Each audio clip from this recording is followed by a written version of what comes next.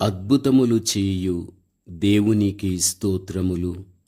ప్రభువు నామములో మీకు వందనములు. 2026 ఆగస్టు 13వ తారీఖు ఏర్పరచబడిన దైవవాక్యం కీర్తన 91:1-4. మహోన్నతుని చాటున నివసించువాడే సర్వశక్తుని నీడన విశ్రమించువాడు. ఆయనే నాకు ఆశ్రయము, నా కోట, నేను నమ్ముకును నా దేవుడని నేను యెహోవాను గూర్చి చెప్పుచున్నాను. వేటగాని ఉరిలో నుండి ఆయన నిన్ను విడిపించును. నాశనకరమైన తెగులు రాకుండా నిన్ను రక్షించును.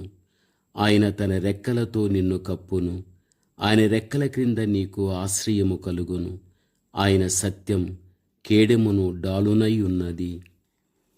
ప్రభువునందు ప్రియమైనటువంటి వారలారా,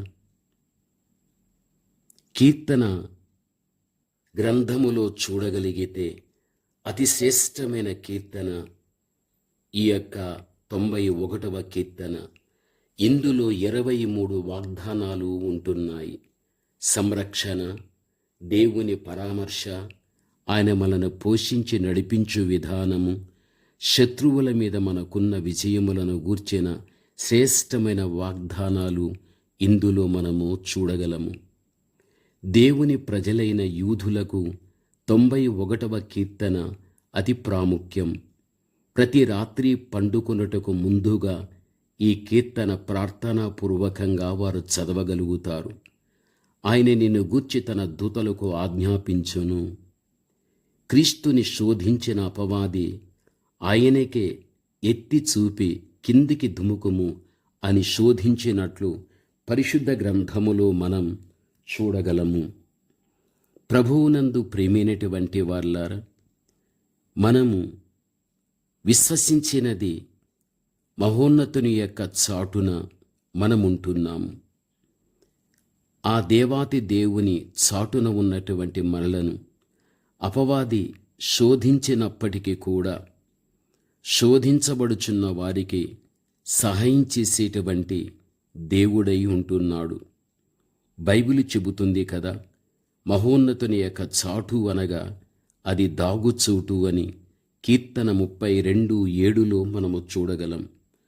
మహోన్నతుడు, సర్వశక్తివంతుడు, సర్వశక్తిగల దేవుడు అని పాత నిబంధన కాలములో ఎక్కువగా మనకు సంబోధింపబడుచూ ఉంటున్నది.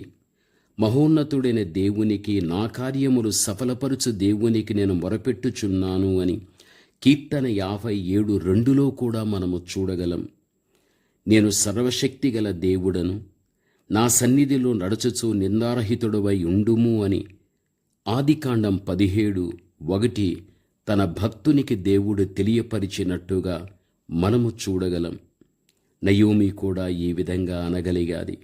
సర్వశక్తుడు నాకు చాలా దుఃఖము కలుగజేసెను. మహోన్నతుని చాటు సర్వశక్తుని యొక్క నీడగా మనకుంటున్నది. అది మనకు నివాస స్థలం, విశ్రమించు స్థలం. క్రొత్త నిబంధన కాలమందు క్రీస్తునందు మనము భద్రముగా మనముంటున్నాము. అదే మనకు దాగిడి చోటు, విశ్రాంతినిచ్చేటువంటి స్థలం. ఇది మనం మరిచిపోకూడదు. బైబిలు గ్రంథంలో చూడగలిగితే యెహోవాయే నిన్ను కాపాడువాడు. నీ కుడి ప్రక్కన యెహోవా నీకు నీడగా ఉంటాడు. కీర్తన 121:5.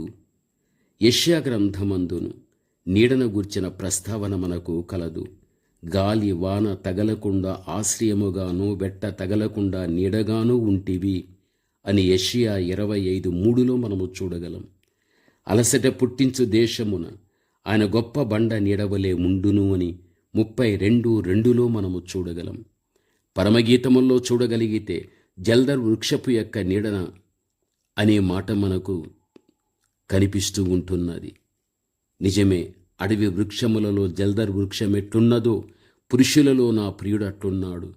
ఆనందభరితనై నేను అతని నీడను కూర్చుంటేని. పరమగీతము 2:3. దేవుని యొక్క బిడలైన మనం, మన దాగుచోటు మన ప్రభువే అను మాట మనం మరిచిపోకూడదు. జీవితంలో దేనిని బట్టి నీవు దుఃఖపడినా, బాధపడినా, కృంగిపోయినా, నలిగిపోయినా నీ దేవుడి నీకు దాగుచోటు అనేటువంటి విషయం మరిచిపోవద్దు.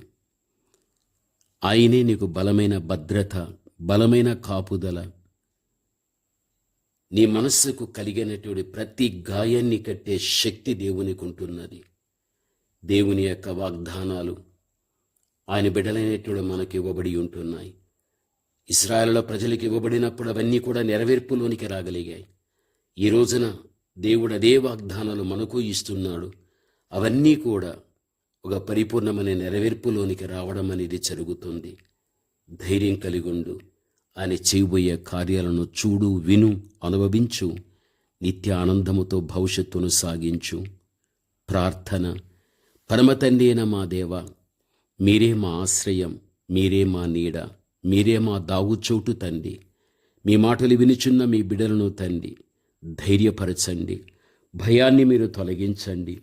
బిడల జీవితానికి నా తండ్రి అన్ని విధములు కూడా ఒక ప్రశాంతతతో కూడినటువంటి అనుభవాన్ని మీరిచ్చి మీరే తండ్రి నడిపించమని యేసయ్య నామములో ప్రార్థన చేస్తున్నాము తండ్రి. ఆమేన్.